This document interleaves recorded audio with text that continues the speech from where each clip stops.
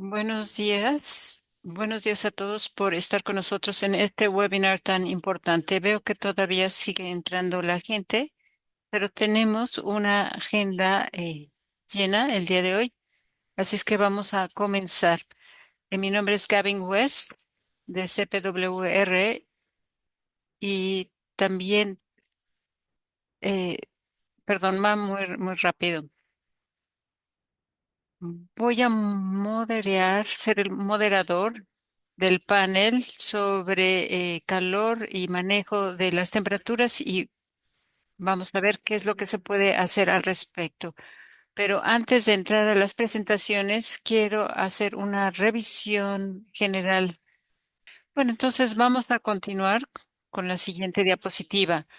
Es mi placer presentarles el día de hoy a Gavin West, el director de investigación de salud en CPWR, el Centro de Construcción, Investigación y Entrenamiento, y nos va a hablar sobre las investigaciones últimas.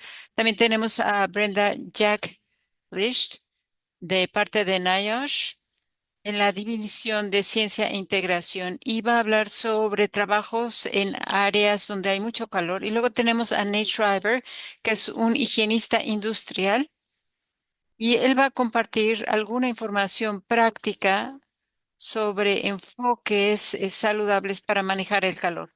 Entonces, nuevamente, muchas gracias a todos por estar aquí con nosotros. Gracias a los presentadores por compartir su tiempo, su investigación y sus directrices con nosotros. Y le paso entonces el micrófono a Gavin. Gracias, Gavin.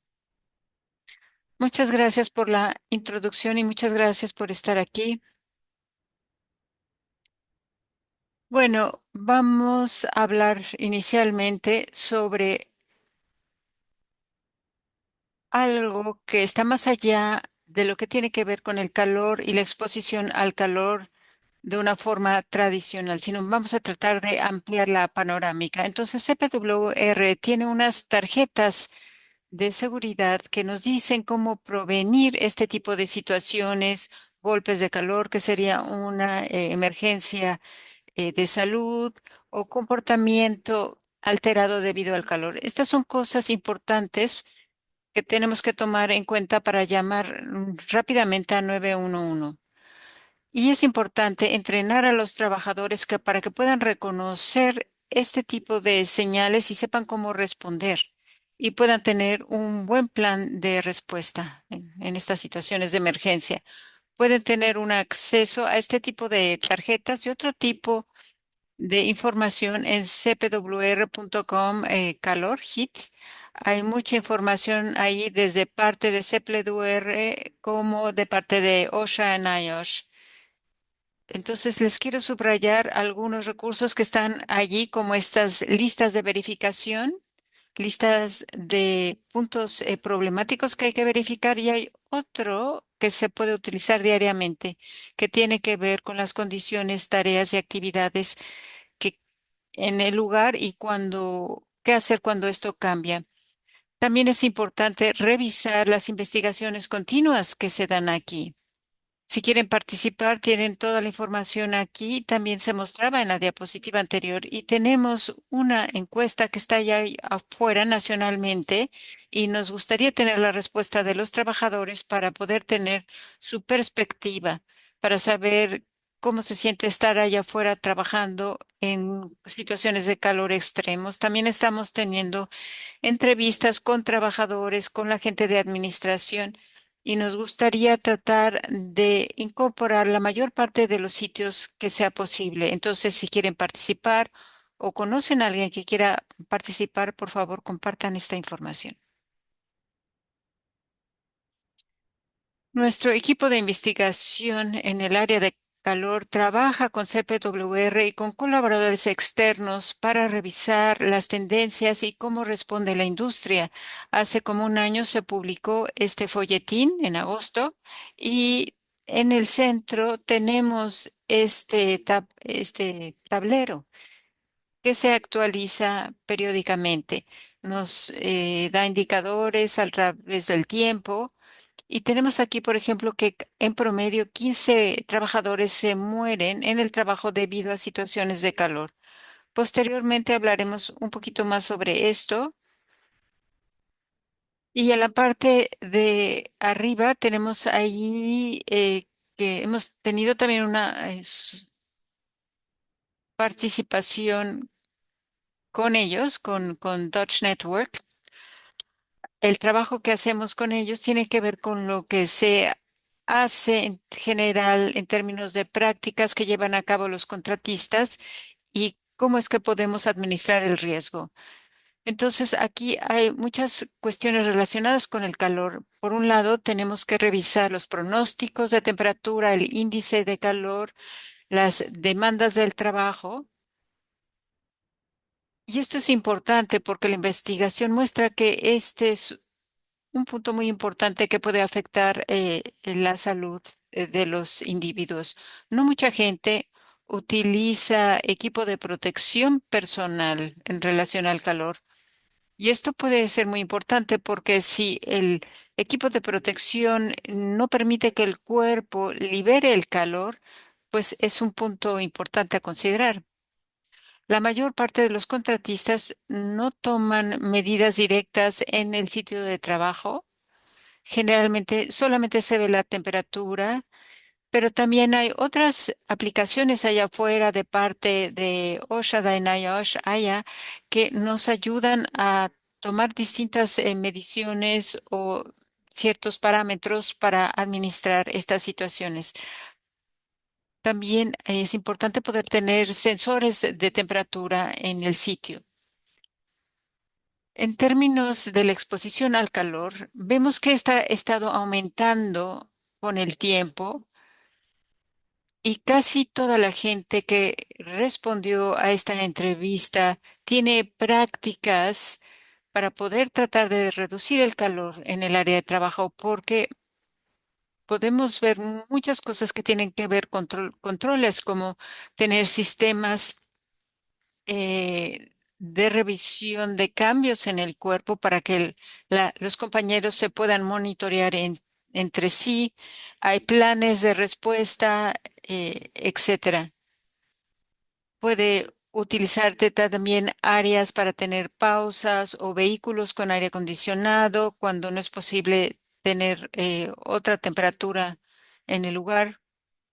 O, por ejemplo, también vestimenta refrescante.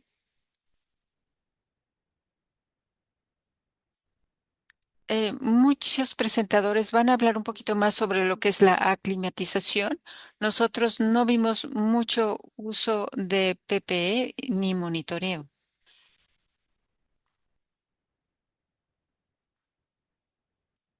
La mayor parte de la gente que utiliza estándares e índices de medición reportó que estos se aplicaban eficazmente. 78% mencionó que se habían reducido las complicaciones debido al impacto de calor y un poquito más del tercio decían que estaban teniendo menos accidentes por todas las causas y 35% reportó una mejora en la productividad. Así es que, ¿por qué se da esto? Creo que todos podemos comprender esto porque todos hemos estado experimentando el calor recientemente y sabemos cómo esto nos puede afectar físicamente, mentalmente y cómo afecta nuestro nivel de productividad. También podemos perder el control muscular en ciertas áreas y esto puede afectar la calidad del trabajo. Los datos de compensación para los trabajadores muestra que los accidentes los accidentes se dan más en días con mucho calor. Y esto se da a partir de 70, 75 grados.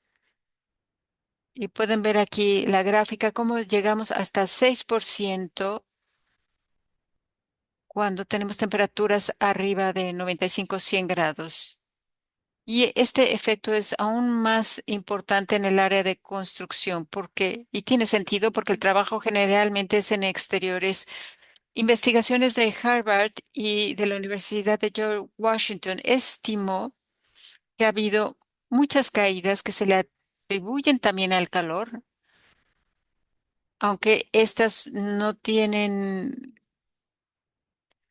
aunque estas no resultan en muertes.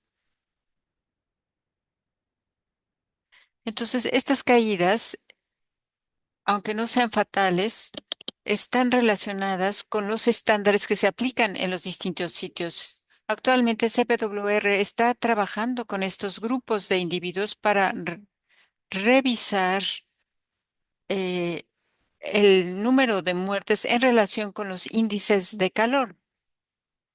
Entonces, al aumentar el índice de calor, el,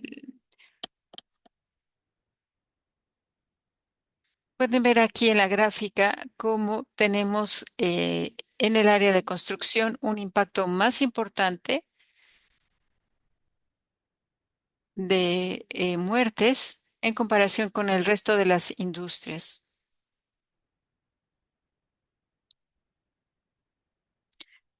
Fue un estudio muy bien diseñado donde típicamente se comparan a los trabajadores accidentados con un grupo que no tuvo accidentes.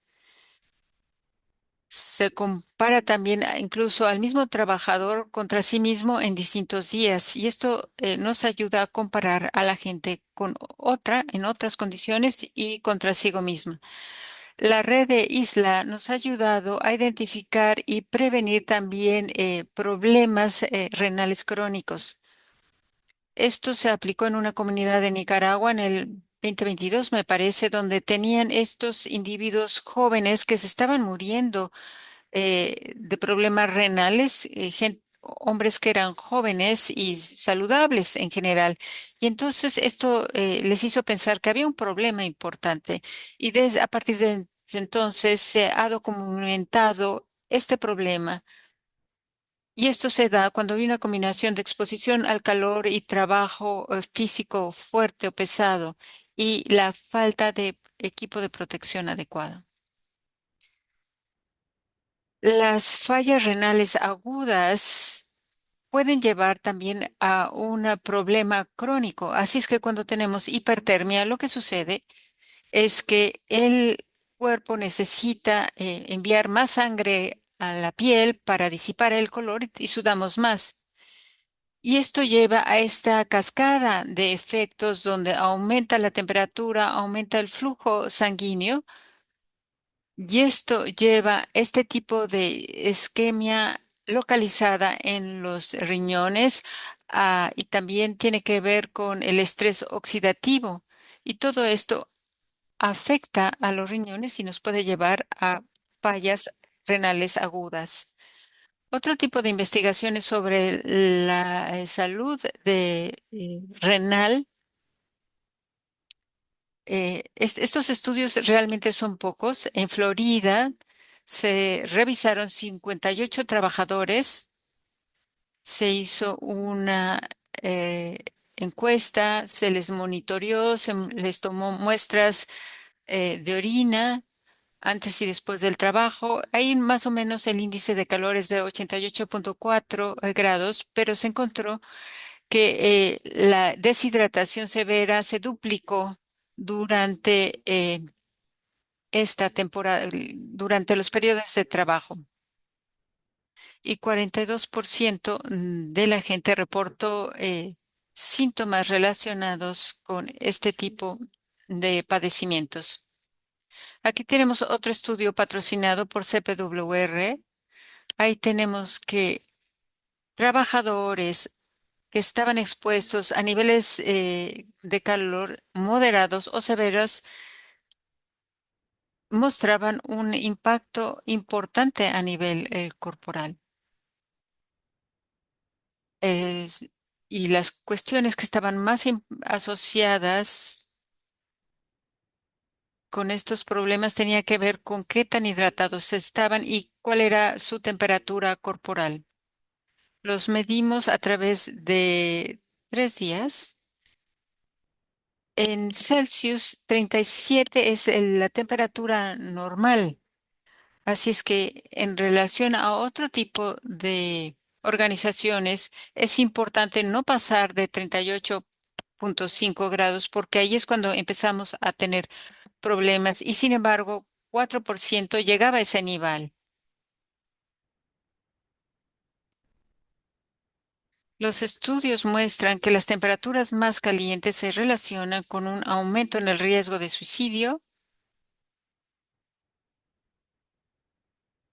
admisiones a hospitales y crímenes violentos. Entonces, estas son asociaciones, no muestran las causas, pero esto es algo que se ha reproducido en distintos estudios. Nos dice que algo sucede y que tiene que ver con ciertos mecanismos. Cuando salimos a los sitios y entrevistamos a la gente, una cosa importante es ver cómo les impacta el calor. Y una de las cosas que escuchamos es que se sienten fatiga, irritabilidad, agresión, falta de concentración, sudoración y cómo esto afecta su nivel de trabajo. Y todo esto se relaciona con el aumento del riesgo a accidentes, baja la productividad y hay una falla en el balance trabajo-vida.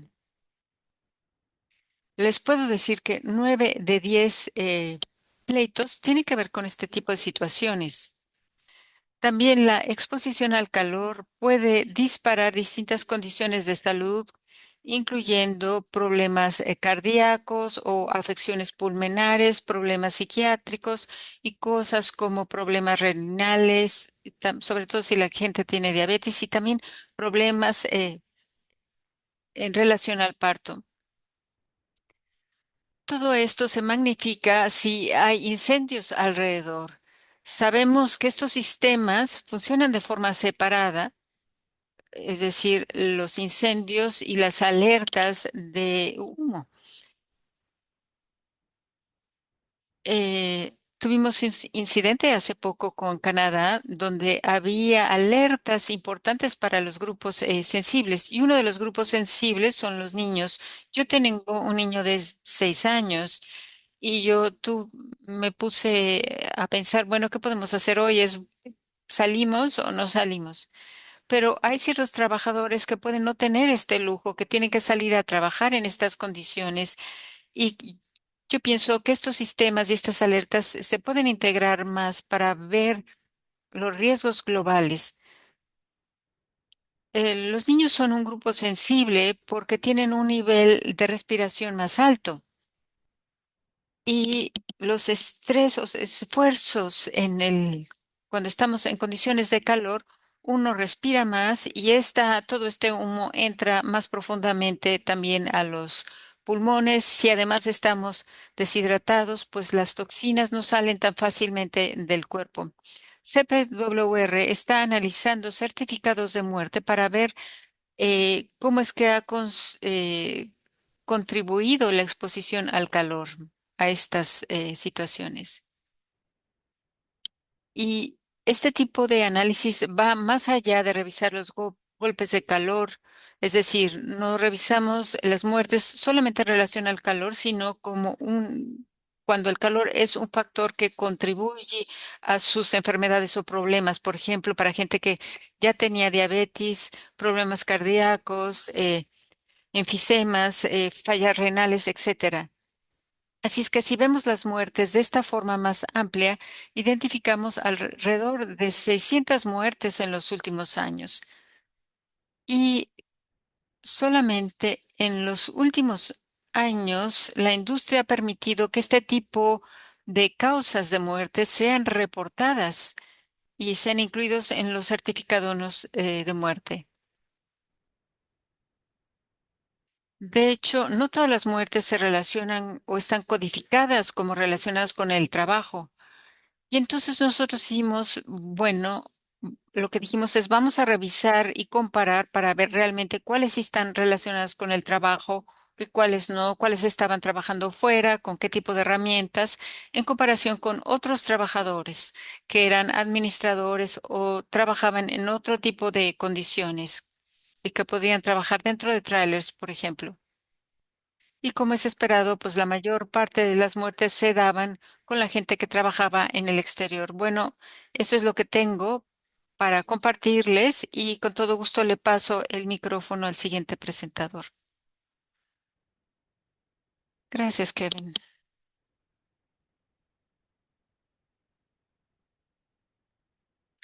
Bueno, entonces hoy me gustaría hablar de una forma general sobre lo que tenemos como recursos dentro de NIOSH para manejar el calor. Y todo esto es para hacerles saber cómo es que todo esto puede apoyarles en los programas de planeación y administración para el calor. Esto es importante sobre todo en los meses de verano. Así es que me da mucho gusto ser parte del webinar del día de hoy porque la construcción siempre ha sido una prioridad para NIOSH y la sesión de hoy da una oportunidad para subrayar recursos que pueden apoyar muchos de los trabajos y esperamos que salgan con unas cuantas ideas de cómo pueden incorporar estos recursos a sus programas. Así es que nuevamente NIOSH tiene una historia larga de revisar el estrés relacionado con el calor. De hecho, en 1972 publicamos nuestras primeras recomendaciones y la última publicación que hicimos fue en el año 2016. Ahora, el desarrollar este tipo de documentos es un proceso muy largo porque tiene que ver con la revisión de artículos científicos, haciendo una revisión interna, revisarlo con compañeros, etcétera. Así es que este proceso es riguroso y nos ayuda a asegurar que las recomendaciones realmente están basadas en evidencias científicas. Este tipo de folletos y recomendaciones nos ayuda a revisar las condiciones de trabajo, a implementar controles que puedan reducir los riesgos y para muchos de ustedes este documento puede utilizarse como una referencia técnica cuando se está evaluando las prácticas actuales para ver si están alineadas con lo recomendado y para hacer planes. Una cuestión importante del documento es que las recomendaciones utilizan una jerarquía de controles y este es un marco que muchos de ustedes conozcan quizá en el área de salud y trabajo. Así es que la eliminación y sustitución son la forma más efectiva de proteger la salud. Sin embargo, esto no siempre es posible y por eso tenemos controles geriles, controles de administración y sistemas de protección personal. Los controles ingenieriles pueden tener que ver con tener mayor ventilación, tener áreas sombreadas o rediseñar las áreas de trabajo para reducir el nivel de calor. Los controles administrativos tienen que ver con muchas de las estrategias que ustedes quizá ya han implementado, que pueden tener que ver con la planeación de trabajo durante el día, la rotación de las personas, las pausas y el permitir que la gente se pueda aclimatizar a las condiciones de trabajo. El PPE también es importante, aún algún equipo de protección personal puede aumentar el nivel de calor.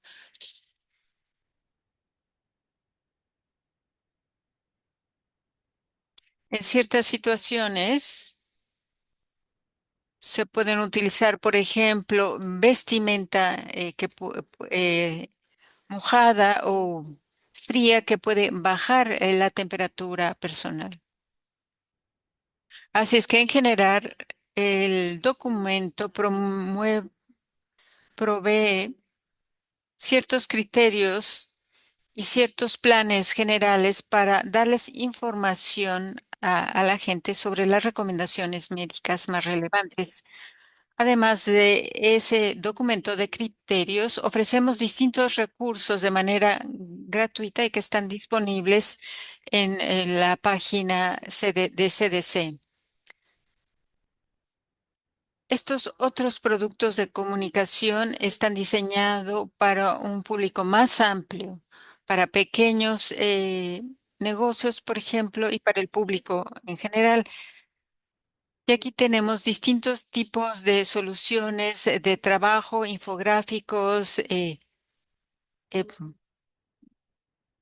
cartas y la aplicación de Ocean iOS. Y cada uno de estos elementos tiene un enfoque diferente. Por ejemplo, los infográficos pueden utilizarse para colocar pósters en distintos lados. También podemos tratar de reconocer síntomas. Las tarjetas son muy útiles porque pueden repartirse para que la gente las tenga a la mano y las tenga presentes como una referencia rápida.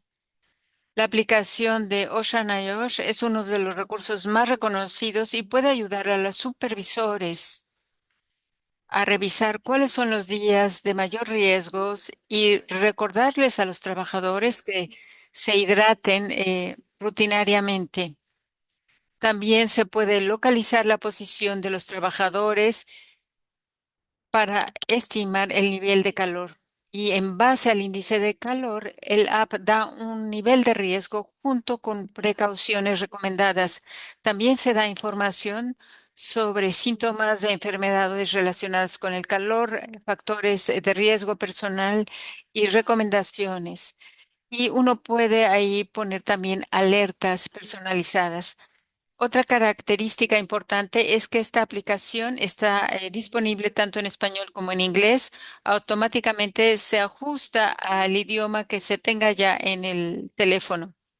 Y de esta forma también pueden ellos compartir información con otros compañeros. Eh,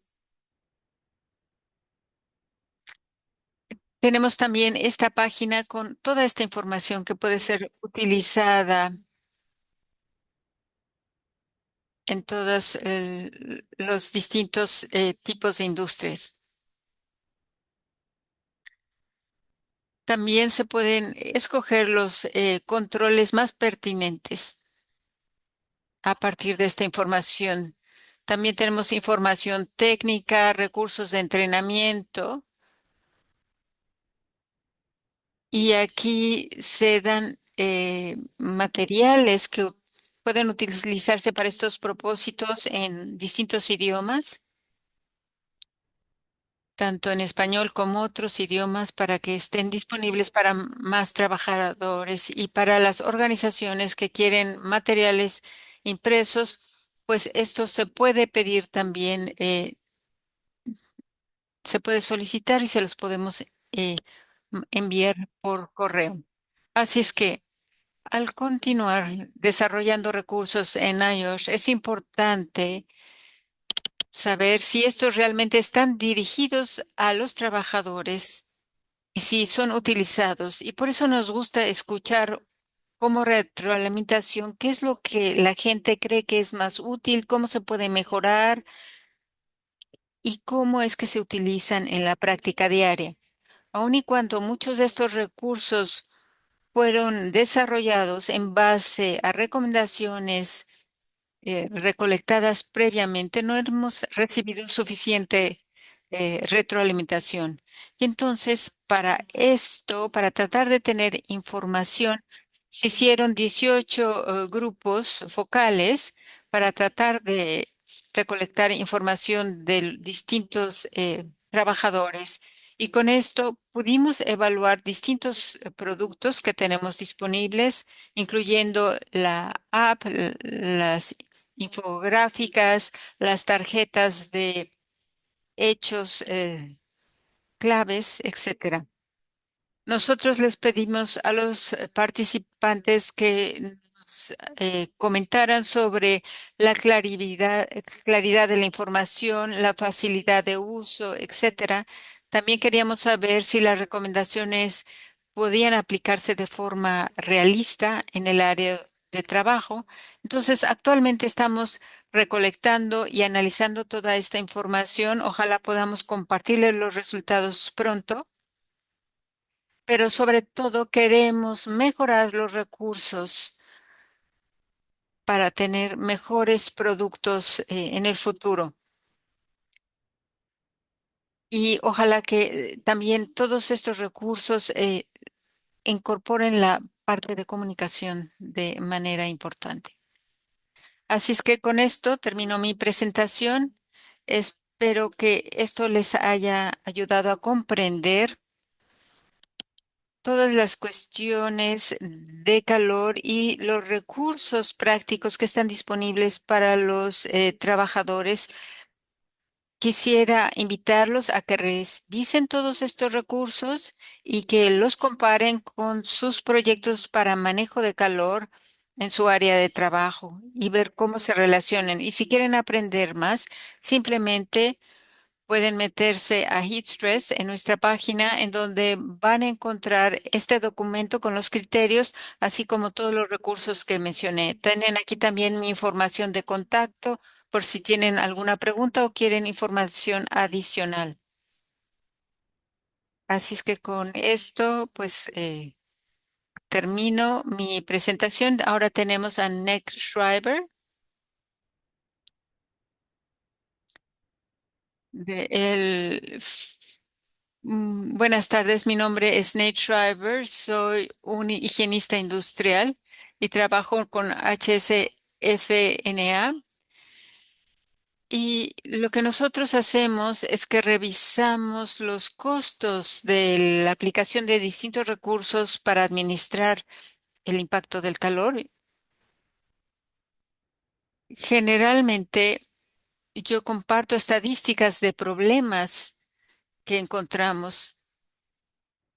En el área de construcción tenemos que 36% de las muertes se dan en el área de calor. Y tenemos, por ejemplo, áreas sombradas para esta gente, pero realmente esta es una medida reactiva y no planeada. Cuando hay enfermedades por calor, lo primero que hay que hacer es tratar de aplicar medidas de emergencia. Así es que si tratamos de ir un paso más allá, podemos planear el trabajo. Entonces hay que incorporar no solamente las medidas para manejo de riesgos excesivos, y por lo tanto voy a hablar sobre otro nivel de protección mayor que se puede aplicar antes de que la gente comience a tener síntomas. Nosotros generalmente hablamos de un enfoque de capas para que realmente si se da un evento, este se dé después de haber pasado por distintos niveles de protección. Entonces, si uno maneja las cosas con agua y sombras, aún así es posible estar muy afectado por el calor. Y nosotros hemos visto niveles de calor récord en muchas partes, sobre todo en Texas. Entonces tenemos dispositivos de monitoreo que uno puede utilizar como equipo que uno puede tener sobre el cuerpo. Vamos a hablar sobre métodos de enfriamiento, monitoreo en el área de trabajo y finalmente vamos a hablar sobre el desarrollo de los estándares y sobre controles. Así es que la primera capa tiene que ver con tecnología de uso personal. Yo no estoy patrocinando nada de esto. Estos son simplemente ejemplos de soluciones que están disponibles comercialmente. Así es que para aquellos de ustedes que no han visto estos dispositivos, tienen sensores que monitorean el nivel de temperatura de una persona, de ritmo cardíaco, etcétera. Y también tiene una alerta de SOS si hay caídas u otro tipo de elementos. Yo les puedo dar algunos ejemplos de cómo hemos utilizando estos dispositivos de una forma exitosa en nuestra compañía. Una vez utilizamos un equipo de protección impermeable y esto hacía que la gente eh, no pudiera liberar el calor de forma apropiada debido al sudor.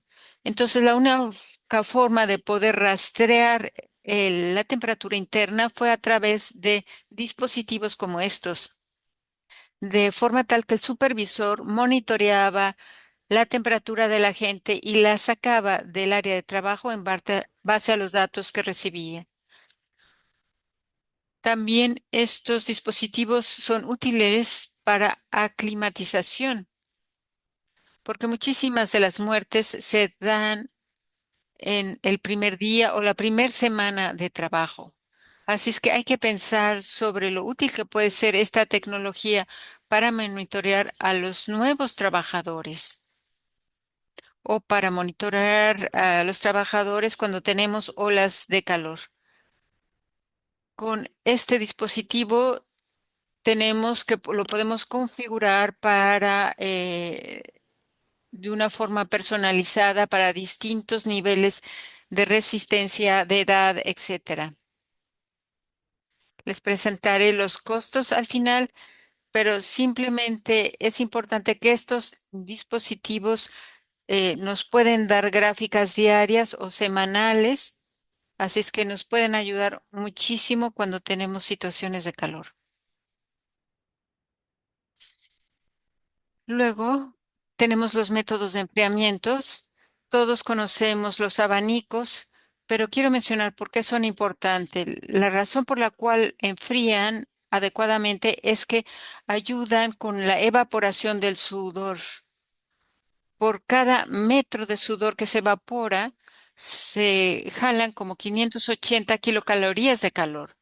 Entonces, esto sería un cambio de 2 grados de temperatura para un hombre grande. Pero esto es posible utilizar o efectivo si tenemos climas húmedos. Cuando tenemos temperaturas muy secas, podríamos utilizar dispositivos de agua por aspersión.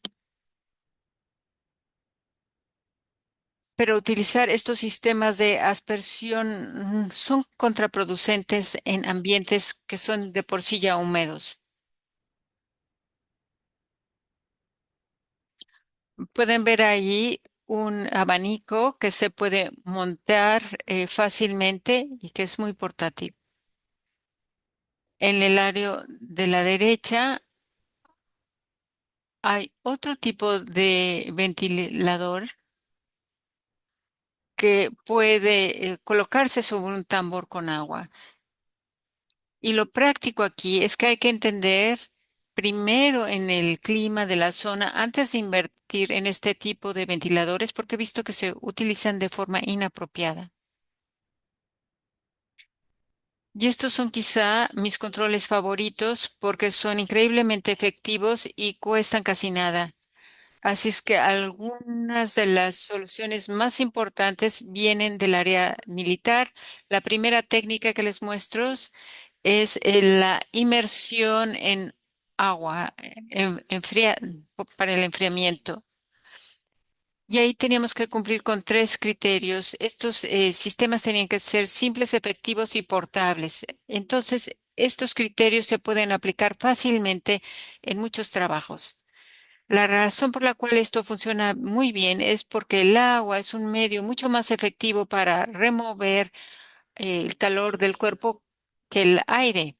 Entonces, si vemos el calor que tenemos en los antebrazos, pues es un área importante que transporta mucha sangre. Entonces, si metemos nuestros antebrazos en esta agua fría, se acelera el enfriamiento del cuerpo, que baja la temperatura alrededor de 1 grado Fahrenheit por cada 10 minutos. También baja el ritmo cardíaco. Todo lo que se necesita es un contenedor o una tipo era agua y mucho hielo, nada más que esto. La segunda técnica que quiero compartir es un otro sistema de, de tipo Slurpee. Aquí se dice que si se toman alguna bebida con hielo 30 minutos antes del trabajo. Esto ayuda a bajar la temperatura alrededor de 1 grado Fahrenheit. Deben de tomarse alrededor de 7 gramos de hielo por kilogramo de peso. Pero es importante que esto se consuma antes del trabajo y no durante o después del trabajo. El tercer nivel tiene que ver con el monitoreo del ambiente. Una de las mejores formas de entender cómo va a afectar el estrés por calor el trabajo es tener termómetros. Aquí tenemos tres mediciones diferentes. Se revisa la humedad, la radiación y la temperatura ambiental, porque el índice de temperatura se enfoca solamente a la temperatura en áreas sombradas, pero todos estos elementos afectan la forma en la que el cuerpo procesa el calor o están relacionados con la forma en la que el cuerpo procesa el calor. Todo lo cual nos puede ayudar a considerar las actividades implicadas. También vemos que se pueden ver niveles de alerta, de precaución, precaución extrema, peligro y peligro extremo. Así es que estos dispositivos son muy útiles cuando estamos cerca de trabajos donde se está, por ejemplo, trabajando con asfalto y este tipo de situaciones. Otro tipo de herramientas útiles son las aplicaciones de Ocean iOS que se pueden descargar en el teléfono personal y que pueden calcular el estrés de calor. También dan distintos, distintas recomendaciones de trabajo y de paros. También se trata de dar información sobre las horas más calientes del día y más frescas para poder planear las cargas de trabajo adecuadamente y reaccionar a incidentes. Así es que tengo aquí una revisión con el costo de todas herramientas. Algunos de estos dispositivos son muy caros y entonces son imposibles de implementar. Pero si vemos esta tabla, vemos que esto no es cierto. Realmente tenemos mm, medios muy fáciles de implementar y que cuestan casi nada, sobre todo los primeros. Luego tenemos los ventiladores que pueden costar hasta $60. Las aplicaciones las pueden descargar gratuitamente a partir de los sitios de Nayosh. Si quieren un BBGT personal, pues hay que pagar alrededor de $65 o $80 al... Hay otros dispositivos que van desde $80 al día hasta $160 por semana. Así es que esto nos llevaría a un total de alrededor de $3,000. Y esto realmente sería menos de lo que se gastaría una compañía en la hospitalización de una persona. La última capa va más allá de los trabajos individuales y tiene que ver con el desarrollo de estándares, sobre todo para el área de construcción y demolición. Estos estándares están enfocados a distintas industrias y van más allá de los requerimientos mínimos y revisan los estándares de control. Realmente nos da información muy detallada que nos puede ayudar a establecer guías aplicables.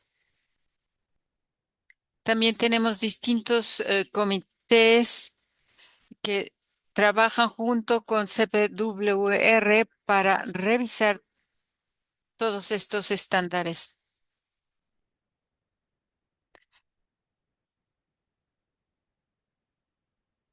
Los miembros de NIO ya pueden recibir apoyo directamente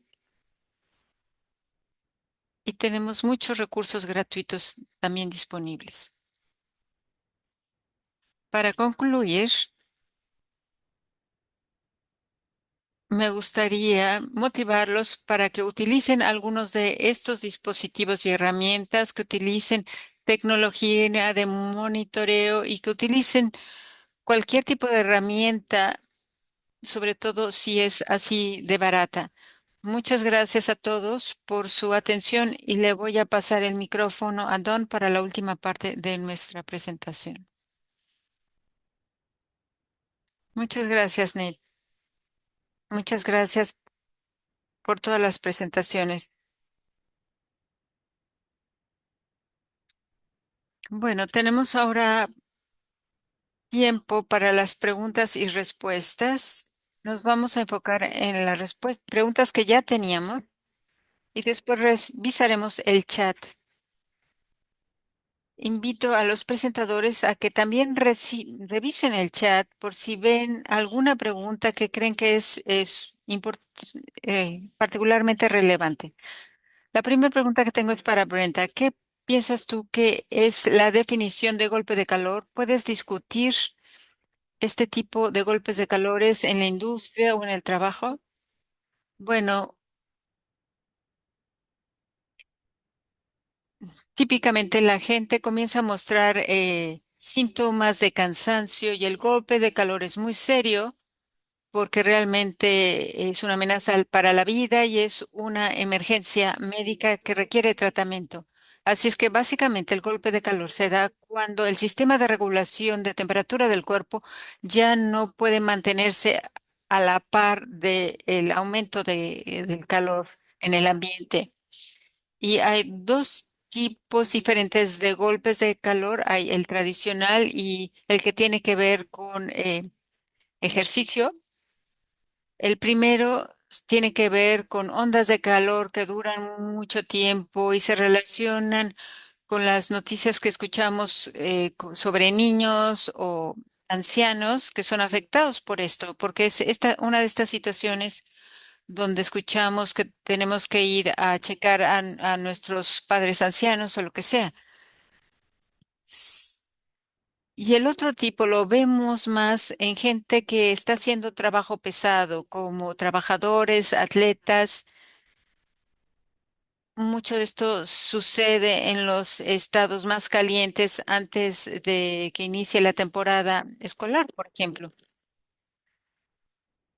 Así es que a diferencia del golpe de calor tradicional, la gente que hace trabajo pesado o que son atletas están sudando. Ahora, que estén sudando no quiere decir que esto te protege del golpe de calor, porque la gente dice, bueno, sabemos que es golpe de calor porque la gente ya no puede sudar o deja de sudar. Y esto no es cierto, porque las circunstancias pueden ser diferentes entre estos dos grandes grupos, pero el tratamiento es el mismo. Hay que tratar de hidratarlos y llamar rápidamente a 911. No se preocupen si es el tipo clásico o por ejercicio. Gracias, Branda. Las siguientes preguntas son para Gavin. Gavin, ¿cuál es el mejor lugar donde podemos colocar monitoreos, dispositivos o sensores de monitoreo? ¿En áreas sombradas o asoleadas? Esta es una pregunta muy importante. Había otra pregunta que hablaba también sobre la temperatura que se irradia. Entonces, hay distintas fuentes de calor, calor del sol, el calor de boilers, etcétera. Así es que eh, tenemos índices de medición de este calor que tratan de incorporar todas estas situaciones. En general, se utilizan las mediciones sombreadas de temperatura a nivel de la sombra, pero lo que han descubierto los investigadores es que el índice de calor, debido a que no incorpora el calor que se irradia, pues puede haber un cambio importante de hasta 10 o 15 grados. Así es que, en general, hay que colocar los dispositivos de medición en el área sombreada, pero hay que recordar que no están considerando también las áreas aspeoladas. La siguiente pregunta es para Neil. ¿Cuál es la cosa que es más retante cuando se entrena a los trabajadores respecto al calor? Yo creo que el reto es que el calor en sí mismo es invisible y los efectos pueden acumularse. Así es que, a diferencia de una caída o de un equipo inatendido que puede ser un riesgo, no es tan tangible todo el tiempo. Así es que los síntomas pueden estarse acumulando sin que uno se dé cuenta y los trabajadores tienden a normalizar la situación. Dicen, bueno, siempre tengo calor, las cosas han estado peores. Y entonces es importante considerar los aspectos culturales. Creo que hay una barrera aquí porque a la gente se le paga muchas veces por hora y entonces hay una presión de productividad y hay una cultura de hay que ser fuerte. Y entonces esto va en contra de los comportamientos que estamos tratando de entrenar, de que la gente debe de tomar agua con una cierta, en un cierto itinerario, debe descansar en un cierto patrón, etcétera. Entonces hay que enseñar, creo yo, el cambio de comportamientos, porque la mayor parte de la gente sabe que necesita agua, que necesita estar en un lugar sombreado, pero es muy difícil cambiar las cosas debido a las presiones económicas y de productividad. Y también es importante que la gente sepa reconocer los síntomas en sus compañeros de trabajo. Excelente, gracias, Nate. Gavin, regresando contigo, ¿cuáles dispositivos de monitoreo crees tú que son prácticos y que nos dan información en tiempo real? Bueno, voy a responder a otra pregunta que se hizo en el chat relacionado con esto. Dice, ¿cómo se mide la temperatura central del cuerpo? Bueno, eh, hay unos estudios en donde se toma una píldora por el cuerpo y que de esta forma se registra la temperatura. Esto es algo pues que no es muy práctico. Generalmente se utilizan bandas o tipo relojes que revisan la temperatura, también se pueden monitorear el nivel de electrolitos y hidratación dentro del cuerpo. Entonces lo que se hace es que estiman la temperatura central del cuerpo. Entonces, una cosa que es importante ver es que también van rastreando la temperatura y saber cómo es que las distintas compañías que desarrollan estos dispositivos estiman las temperaturas. También hay que pensar. Y en parte estos dispositivos no se utilizan tanto porque tenemos preocupación de cómo se utiliza esta información por los empleadores. Y esto lo escucho mucho. También es importante que la gente se conozca y conozca sus límites y la gente nueva generalmente no los conoce también. Y ahí es cuando esto es importante, cuando uno le pueda dar información en tiempo real para que sepa, cómo estoy y para poder juzgar cómo están experimentando las cosas de una forma más precisa, puedan decir, bueno, ya estoy en un nivel de esfuerzo excesivo o debo de tomar una pausa. Y también, igual que dijo Nate, no estoy patrocinando ningún dispositivo en particular, pero es importante revisar lo que hay ahí en el campo y ver qué tipo de información nos da y qué tan precisa es y qué tanto puede ayudar o no al trabajador a tomar buenas decisiones. Esa también es para Gavin y para Brenda. ¿Qué otros controles, además de agua y descanso y sombra, hay allí afuera? Creo que ya cubrimos varios de estos. Una de las cosas que he escuchado y que he visto mucho es sobre el uso de estas bebidas electrolíticas o hielos electrolíticos. Son como paletas. También frecuentemente he visto y también he visto algunos dispositivos que se le pueden colocar a los sombreros que salen por la parte de atrás del cuello que dan sombra, y porque la mayor parte de la gente cuando piensa en sombras piensa en techos y cosas de este estilo. También es importante pensar en la higiene,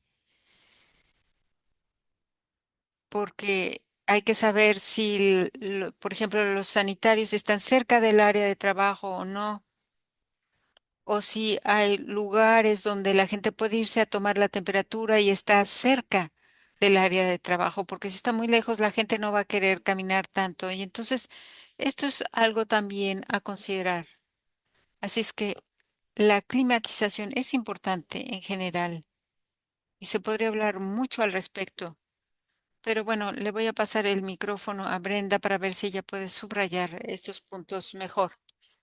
Sí, claro, aclimatización también es algo muy, muy importante. Es lo que mucha gente no está haciendo. NIOSH ha publicado planes de aclimatización y está en el borrador presente. Las primeras 2 semanas, 7 a 14 días, son muy, muy importantes para poder aclimatizar a una persona al ambiente, para que se aclimatice no solamente al calor, al uso del equipo de protección personal, al nivel de trabajo, etcétera. Hay reportes allá afuera y tenemos muchos números de que estos casos de golpes de calor se da en estas primeras semanas y con empleados nuevos. Entonces hay que considerarlo.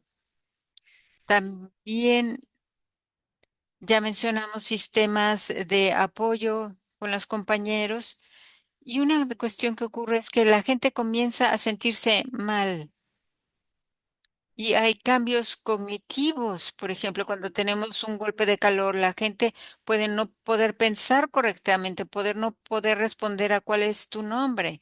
Entonces, es importante estar acompañado, tener un supervisor que está verificando cuando, sobre todo cuando tenemos olas de calor, simplemente para asegurar que todo el mundo está bien. Porque hay veces que estamos en un modo en que decimos, bueno, hay que trabajar 5 minutos más y 5 minutos más, pero a lo mejor estos 5 minutos nos llevan de un estrés relacionado al calor a un golpe de calor. Nate, aquí podemos quizá tener una discusión, pero hay una sección que habla sobre el uso de bebidas refrescantes. ¿Cómo se relaciona esto con los lineamientos de OSHA? ¿Puedes comentar algo al respecto? Yo creo que hay aquí posiblemente una respuesta de dos partes.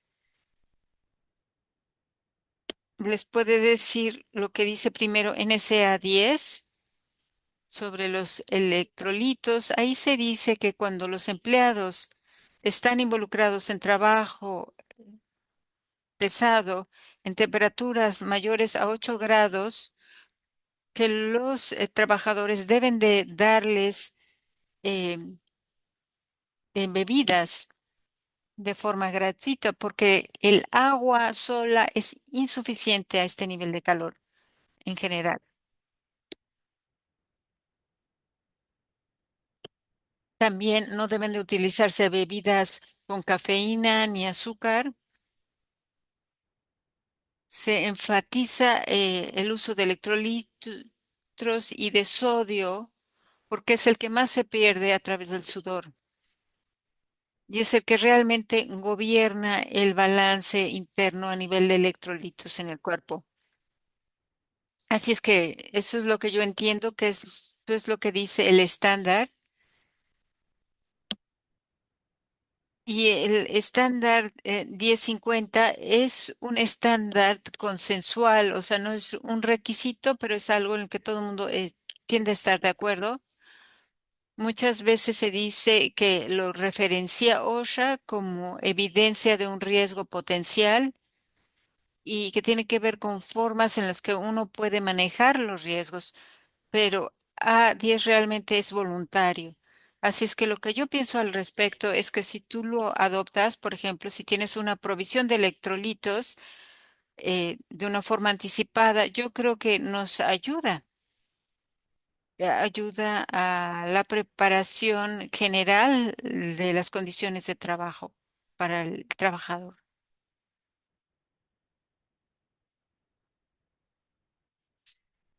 No sé si alguien más tenga algún comentario que hacer al respecto. Brenda, a Gavin, ¿tienen algo que quieran agregar? No desde mi punto de vista. Gracias. Bueno, entonces, Brenda y Gavin, ya que los tengo ambos aquí, hay una disparidad en cuanto a trabajadores que ya entienden el manejo de calor en comparación con nuevos trabajadores. ¿Qué tan importante es la aclimatización aquí y cómo se puede asegurar este proceso? Por ejemplo, a través de un proceso de inducción, ¿o qué? Bueno, yo puedo iniciar. Bueno, los nuevos trabajadores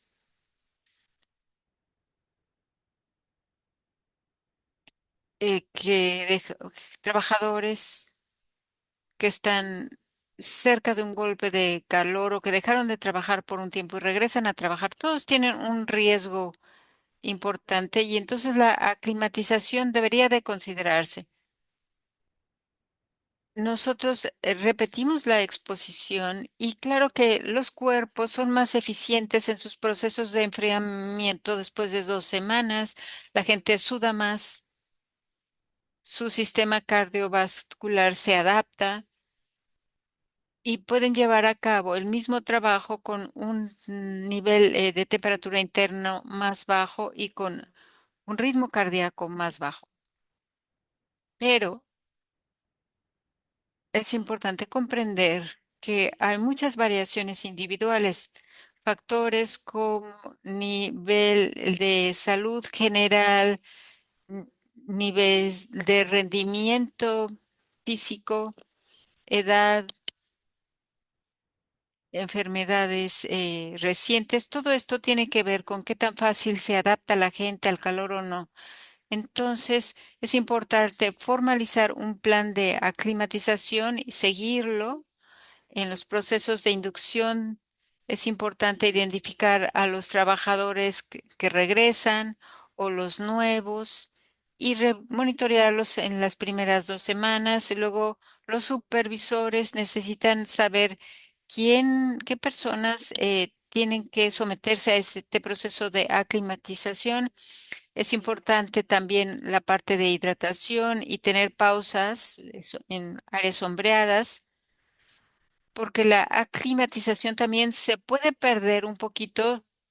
De hecho, se pierde un poquito a través del fin de semana si uno deja de trabajar. Pero si uno estuvo enfermo o fue de vacaciones por 1 semana o más, entonces hay que regresar y otra vez someterse a 1 o 2 semanas a un proceso de aclimatización. Y en términos de la inducción, una de las cosas que hemos visto es que uno puede tener muchos trabajadores en un sitio y nadie sabe quién es quién. Entonces, una de las cosas que se puede hacer es ponerle, por ejemplo, una etiqueta de un color diferente en una cachucha o en el casco de la gente. Y entonces ya podemos identificar a la gente nueva. Tenemos un manual de militar que tiene que ver con los procesos de aclimatización que podemos detectar, o sea, la gente comienza a sudar más rápido, etcétera. Y como dijo Brenda, se puede perder esta aclimatización es, y se pierde, por ejemplo, en el periodo de 1 semana, de 2 a 3 semanas, mucha de la aclimatización se pierde. Pero con los nuevos trabajadores, Lo que hay que hacer es que los primeros días en el trabajo debe dársele información pertinente y mi colega, la doctora Klimoff, piensa que también hay una aclimatización social. Los nuevos trabajadores no conocen a tanta gente, tratan de dar su mejor esfuerzo porque son nuevos y quieren dar una buena imagen, etcétera. Por eso se pueden tener una especie de calcomanías pegadas en el casco para detectar a esta gente. Excelente información. He estado monitoreando muchas de estas preguntas y creo que muchas de las preguntas que ponen aquí se sobreponen con las preguntas que ya teníamos. Pero muchas gracias por ellas. No sé si Maryland tiene una lista de sales hidratantes recomendadas. Bueno, como residente de Maryland, les puedo decir que no, no hay una lista publicada de electrolitos. El estándar requiere 32 onzas de agua por empleado por hora. Yo no vi nada allí que tuviera que ver con una lista de electrolitos, pero sí han mencionado que siguen desarrollando documentos y lineamientos. Así es que más que decirles no de forma rotunda, yo creo que es importante ver lo que publican de manera periódica. Otra pregunta similar entró por el chat. Quizá esto sea para ti, Gavin. Dice, en Virginia hubo un consejo que revisaba la situación del clima. ¿Hay ciertos estándares de calor o dispositivos de protección de los cuales pudiera aprender Virginia? Creo que Chris ya respondió algo a esto. Yo podría continuar la discusión fuera de línea, pero en general yo diría que hay ciertos estándares y hay algunos estados como Oregon, California y Washington que tienen estándares sobre la exposición de los trabajadores a incendios y a situaciones de humo, pero en general no se consideran todos los elementos en un estándar. Gracias.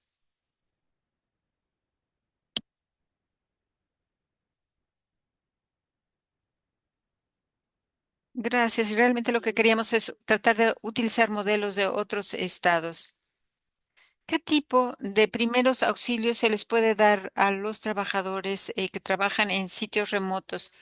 Nuevamente, lo mismo que he estado diciendo, tenemos que tener sistemas de compañeros, eh, eh, verificaciones por parte de los supervisores, monitoreo de los propios síntomas,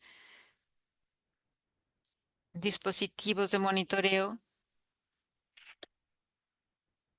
Tener pausas de hidratación en áreas sombradas, tener ventiladores con sistemas de aspersión, utilizar hielos con electrolitos. También he oído de gente que compra alberquitas para bebés y las llenas de agua con hielo y ponen a la gente allá adentro. Así es que eso también podría ser útil.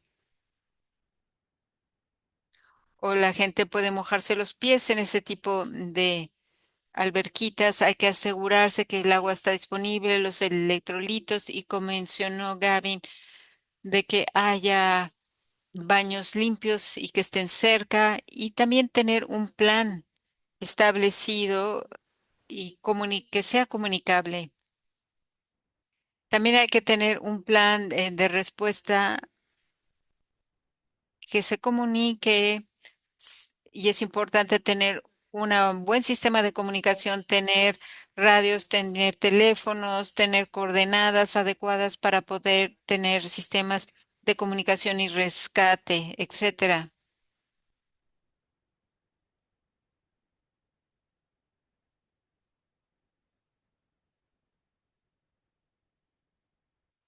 También tener en distintos sitios cobertizos o puntos de contacto que le sirvan a la gente mientras están esperando a que llegue, por ejemplo, una ambulancia. Cada situación es diferente y se debe de hacer una discusión sobre cómo aplicar los planes a cada lugar. Gracias, Brenda. Otra pregunta que acaba de entrar.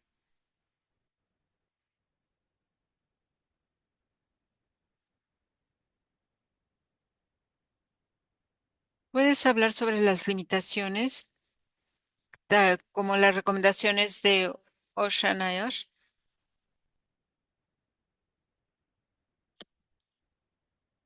Bueno, una sería utilizar el índice de calor y no utilizar el WBGT.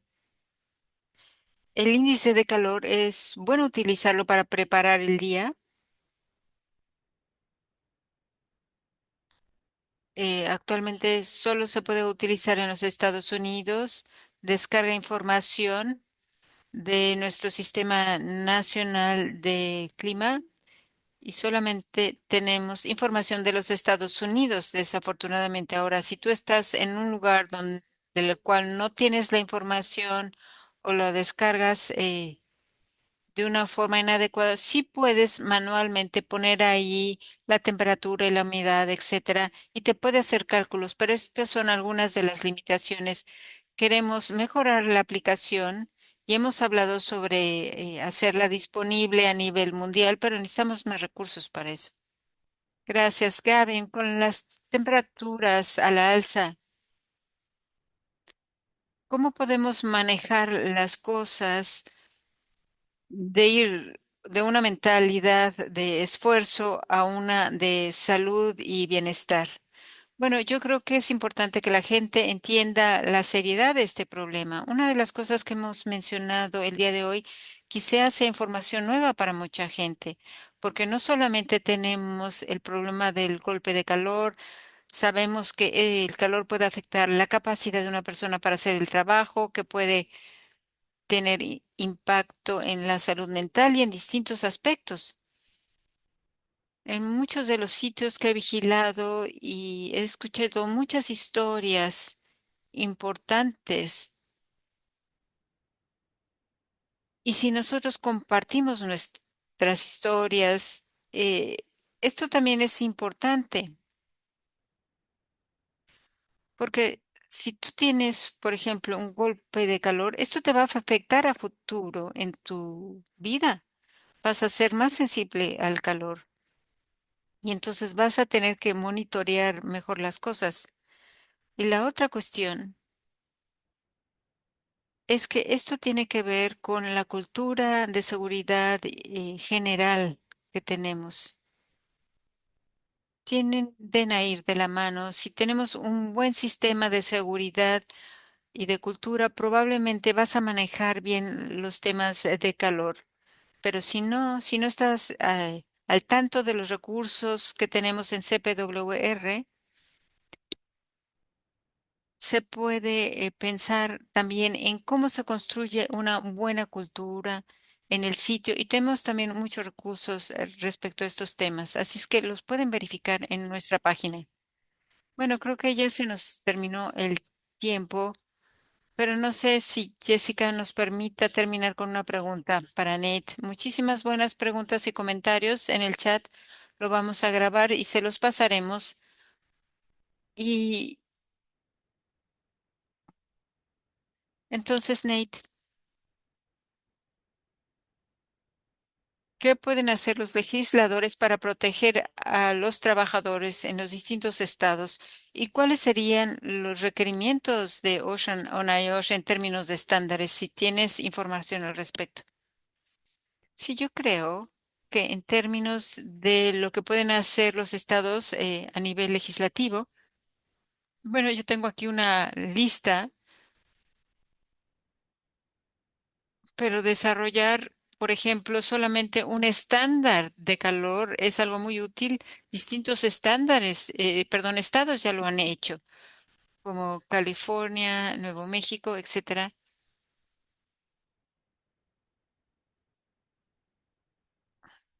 Luego, escribir las cosas en un plan es muy importante para que las cosas no, para que la gente no haga las cosas según le parezca o según sea su instinto.